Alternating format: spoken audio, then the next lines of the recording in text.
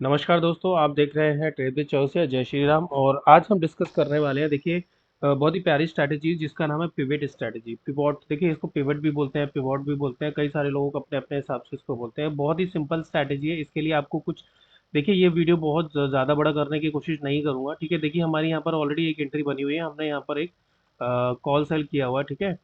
तो मैं आपको बता देता हूँ इसका रीज़न क्या है, और मैं इस स्ट्रैटेजी को बहुत ही अच्छे तरीके से एक्सप्लेन करने वाला हूँ ताकि आप लोगों को ये चीज़ें समझ में आए। करेक्ट है। अब आप आते हैं हम कि भैया आज हमने ट्रेड क्यों ली। देखिए, आज है 22 तारीख और ये अभी मार्केट रनिंग है।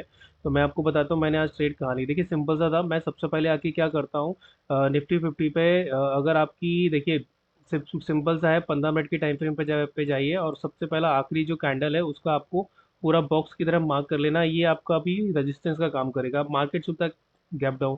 अब हम 2 मिनट के टाइम फ्रेम पे इसलिए आ गए क्योंकि बिकॉज ये स्ट्रैटेजी 2 मिनट की टाइम फ्रेम पे बाइंग और सेलिंग दोनों के लिए है। तो आपको सबसे पहले क्या काम करना है, इसमें एक इंडिकेटर लगाना है जिसका नाम है पिवट पॉइंट स्टैंडर्ड, ओके।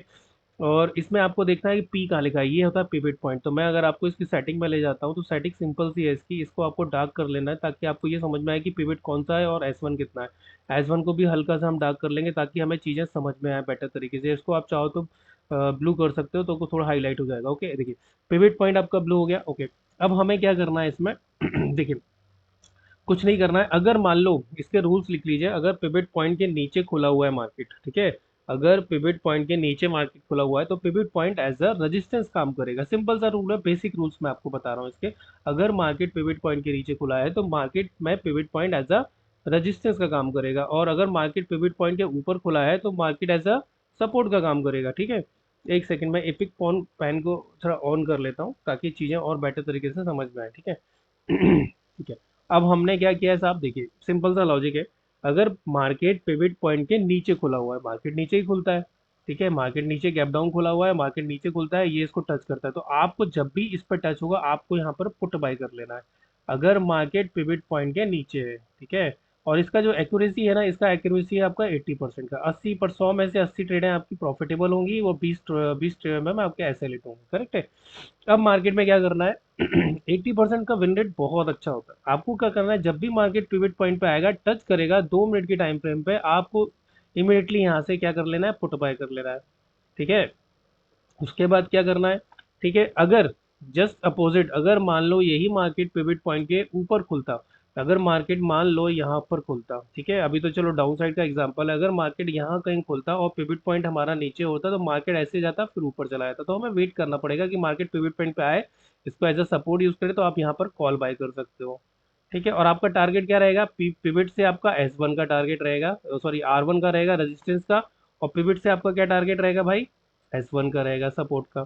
तो आपको इस तरीके से, अगर मान लो मार्केट में ये पिवट है, मैं ब्लू कलर की लाइन ले लेता हूँ, अगर ये पिवट है, चलो सबसे पहले तो हम ये सब डिलीट कर देते हैं। मान लो आपका ये पिवट है और पिवट के ऊपर अगर मार्केट खुल रहा है तो क्या करना है, नीचे खुल रहा है तो अगर नीचे खुल रहा है मार्केट इस तरीके से, तो मार्केट क्या करेगा, ऐसे जाएगा और ऐसे आ जाएगा, ठीक है। अगर मार्केट पिवट पॉइंट के ऊपर खुल रहा है तो मार्केट क्या करेगा, यहाँ पर अगर मार्केट खुल रहा है तो मार्केट क्या करेगा, ये ऐसे जाएगा और ऐसे हो जाएगा। तो आपको ये फंडा याद रखना है बस, ठीक है। और अभी देखो, आप बोलेंगे सर आपने यहाँ ट्रेड क्यों लिया, भाई देखो क्या होता है, मार्केट ने क्या किया, यहाँ पर मेरे को एक कैंडल ब्लेंडिंग के थ्रू एक इंगल्फिंग कैंडल मिला है, तो मुझे यहाँ पर रिस्क है क्योंकि ये प्रॉफिट है ऑलरेडी मेरे पास, तो मैं ये रिस्क भी ले सकता हूँ, है ना। और मेरा 1:1 का ही टारगेट है क्योंकि मुझे लगता है कि मार्केट यहाँ पर ऐसे चौपी जोन में जाके ऊपर जा सकता है, तो यहाँ पर हमें इस तरीके का बिहेवियर देखना है कि हायर हाई ब्रीच ना हो। अगर मार्केट एक higher low, sorry higher low बना रहा है तो ये हायर लो ब्रेक ना हो, ठीक है। तो दूसरा नया हायर लो बने तो ये इसके लो के नीचे हो। अब जैसे ये ब्रीच कर चुका है मतलब मार्केट नीचे जाने की कैपेसिटी है, अब हो सकता है यहाँ से रिवर्स कर जाते हो। ट्रेड ट्रेड मेरी रिस्की ट्रेड है क्योंकि मैंने ना सपोर्ट के आसपास लिया है, ठीक है। तो मुझे लगता है कि थोड़ा सा नीचे की तरफ ब्रेकआउट होगा एंड देन जाएगा। अब हमें यहाँ क्या करेंगे, अब आप कई सारे लोग बोलेंगे सर यहाँ क्या करना चाहिए। देखिए, यहाँ क्या करना चाहिए आपको, मान लो मुझे कोई इस तरह की कैंडल दिखती है यहाँ पर, और एक कैंडल ने इसको नीचे की तरफ ब्रेक कर दिया, तो मैं यहाँ पर एक सपोर्ट बनाऊंगा। कैसे बनाऊंगा, जिसको मैं बोलता हूँ एक्सटेंडेड सपोर्ट। कैसे बनेगा, मान लो यहाँ पर एक रेड कैंडल बन जाती है, ठीक है। यहाँ पर एक रेड कैंडल इस तरीके की बन जाती है और वो भी किसको, S1 को टच करके, तो मेरा यहाँ पर ये हो गया ई, इसको बोलूंगा एक्सटेंडेड एक्सटेंडेड सपोर्ट, ठीक है। ये मेरा एक्सटेंडेड सपोर्ट, अगर इसका लो ब्रेक हो गया तो नहीं लूँ, बट अगर इसका हाई ब्रेक हो गया तो मैं एंट्री कर जाऊँ। आपको पता है मैं रेड कैंडल को नहीं छोड़ता हूँ। तो ये इस तरीके से आप ट्रेडों को स्कैल्पिंग कर सकते हो बाइंग के लिए। ये जितने भी अभी 10 मिनट के वीडियो आएंगे ये सब बाइंग के हैं। आप बाइंग का कर सकते हो, यहाँ पर पुट बाय कर सकते थे, यहाँ पर जैसे टच हुआ पुट बाय। देखो रिस्की है, बट आप देखिए अगर इसने इसको टच कर लिया, इसका हाई ब्रेक हुआ नहीं, आप इसके लो पे पुट बाय कर सकते थे, बिल्कुल बाय कर सकते थे, लेकिन मैं कोशिश करता हूँ कि यहीं बाय कर लूँ। आधी क्वांटिटी में यहाँ पर देखो, बाइंग में पहली बार एवरेज नहीं करना चाहिए। अगर आप एवरेज करना भी चाहते हो तो आपका अगर एटीएम पे प्राइस चल रहा है, प्रीमियम चल रहा है एटीएम पे, मान लो 200 का प्रीमियम चल रहा है, तो आप आईटीएम जाओ, ठीक है, 150 पॉइंट आईटीएम जाओ, मैं तो बोला 200 पॉइंट आईटीएम जाओ ऊपर, और लगभग 350 के आसपास का प्रीमियम बाय करो। या अगर मान लो 25,000 पर मार्केट है और आपको लगता है कि पुट बाय करना है, तो आपको एवरेज भी करना हो, तो भैया आप 25,200 का पुट बाय करो, ठीक है, 25,200 का पुट बाय करो। 25,000 का पुट बाय करने से उसके बाद आप एवरेज भी कर सकते हो। और सेलिंग में क्या होता है, ओटीएम को आप एवरेज कर सकते हो, एटीएम को आप एवरेज कर सकते हो। आईटीएम को एवरेज मत करो, इग्नोर करो, बट इसमें सिर्फ आईटीएम ही, बाइंग में आईटीएम एवरेज करना रहता है, ओटीएम और एटीएम छोड़ के। और सेलिंग में ओटीएम एवरेज कर सकते हो, एटीएम एवरेज कर सकते हो, आईटीएम को छोड़ के। तो ये दोनों आप वाइस वर्सा है, ठीक है, तो आप इसको नोट कर लेना सारी चीज़ों को। करेक्ट है ना। अब देखो ये यहाँ से सपोर्ट ले सकता है, बिल्कुल ले सकता है, बट मैं वेट करूंगा इस तरह का कोई कैंडल बने और उसका लो ब्रीच ना हो, इसका हाई ब्रेक हो जाए किसी ग्रीन कैंडल से, मैं इमीडिएटली एंट्री कर लूंगा यहाँ पर, ठीक है। इस तरीके से मुझे कुछ प्राइस एक्शन मिल जाए, मैं यहाँ देखो जो मिल भी रहा है मुझे, देखो मिल भी रहा है। तो आपको इस तरीके से पिवट का उपयोग करना है। मैं वापस से रिपीट कर देता हूँ, ये स्ट्रैटेजी सिंपल सा basic price action base strategy है। देखो मैं पिवट को इंडिकेटर नहीं मानता हूँ, क्योंकि इसका डेटा आप खुद भी निकाल सकते हो, ठीक है। ये प्राइस एक्शन बेस्ड स्ट्रैटेजी है, इसका डेटा आप खुद भी निकाल सकते हो। और आपको कुछ नहीं करना है कि पिवट पॉइंट आपका निकल जाएगा, तो पिवट पॉइंट आपको पता होना चाहिए कैसे निकालते हैं भाई। Day previous day low, previous day high, previous day close divided by 3 is equal to pivot आ गया, ठीक है। तो आप फार्मूला भी रख सकते हो इसका। अब मैंने यहाँ पर एक ट्रेड ली थी इस ग्रीन कैंडल के लो पे, तो ये मुझे प्रॉफिट दे रहा है।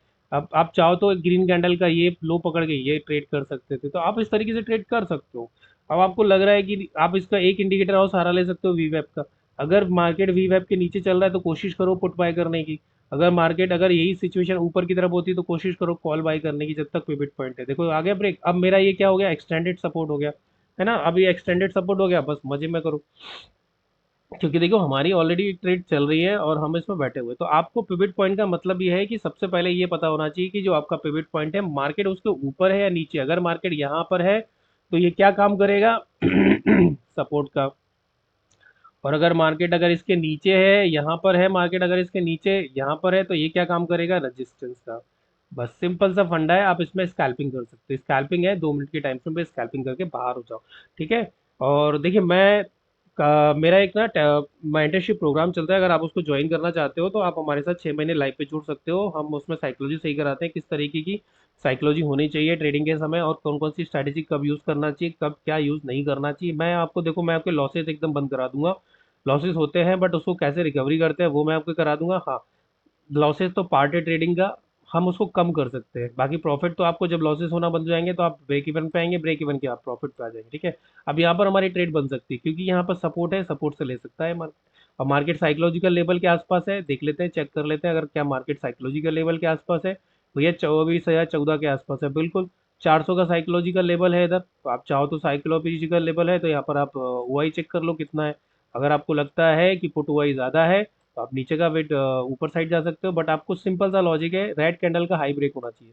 किसी भी रेड कैंडल का हाई ब्रेक हो जाए एंट्री कर लो, किसी भी रेड कैंडल का। अभी back to back red candle बन रही है, इसका हाई ब्रेक होना चाहिए बस, ठीक है। चलिए, थैंक यू वेरी मच। अगर वीडियो अच्छा लगा हो तो प्लीज़ लाइक शेयर सब्सक्राइब, धन्यवाद।